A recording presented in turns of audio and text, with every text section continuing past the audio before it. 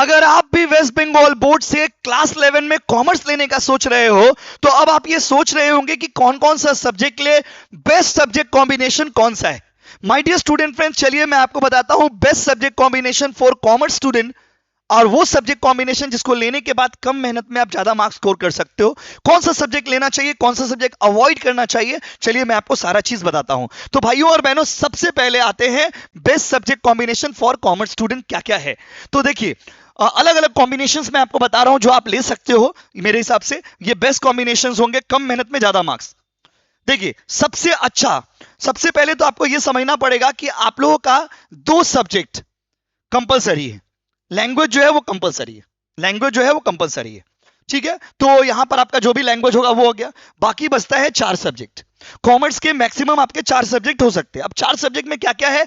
Accounts सबका ही होगा, मोरलेस business studies भी सबका ही होता है। मोरलेस मतलब एक दो स्कूल ऐसे हैं जो बिजनेस स्टडीज को भी ऑप्शन में डाल देते हैं, लेकिन नॉर्मली मोरलेस बिजनेस स्टडीज भी सबका ही होता है।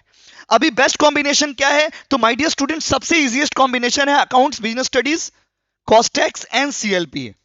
ये बहुत इजी कॉम्बिनेशन है, जिसमें कि अकाउंट्स बीएसटीडी 99% स्कूल में, अकाउंट्स तो 100% स्कूल में, और बीएसटीडी 99% स्कूल में कंपलसरी है, ठीक है। अब आते हैं दूसरा कॉम्बिनेशन में। अगर आपको ये कॉम्बिनेशन नहीं मिलता है तो you can go for accounts, BSTD, cost tax and economics. ये सबसे ज्यादा बच्चे ये कॉम्बिनेशन लेते हैं, ये भी आप ले सकते हो, बट सबसे इजी कॉम्बिनेशन ही है। तो ये दोनों जो है ना बेस्ट है भाई। अगर इस दोनों में से कोई भी कॉम्बिनेशन आपका होता है तो बेस्ट।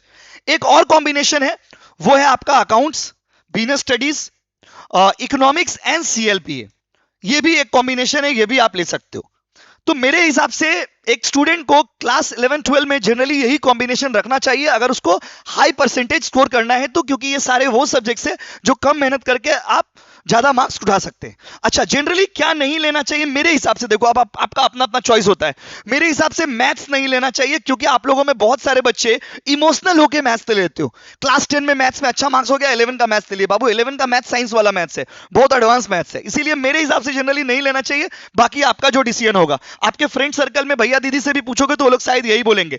दूसरा, ईएनवीएस तो कभी मत लेना बाबू, ईएनवीएस कभी मत लेना, क्योंकि इसको तो कॉलेज एडमिशन में काउंट ही नहीं करेगा। और तीसरा है कंप्यूटर। तो मेरे हिसाब से आपको ये सब सब्जेक्ट अवॉइड करना चाहिए। अगर मजबूरी में मिल रहा है तो अलग बात है, अगर कहीं एडमिशन नहीं मिल रहा है और जिस स्कूल में एडमिशन मिल रहा है यही सब्जेक्ट है, तब तो लेना पड़ेगा मजबूरी में। बट मेरे हिसाब से बेस्ट कॉम्बिनेशन ये है। आप क्या सोचते हो कमेंट करके जरूर बताना, आपका क्या ओपिनियन है। वीडियो को अपने सारे दोस्तों में, फ्रेंड सर्कल में शेयर कर देना। क्लास 11 की क्लासेस 11 मई को शाम को 6 बजे से स्टार्ट होगा। तो यहां पर हम आपको नंबर लिख दे रहे हैं, आप यहां से ज्वाइन कर सकते हो, ऑनलाइन ऑफलाइन जिस भी मोड में आपको ज्वाइन करना है, ठीक है दोस्तों। So thank you so much everybody.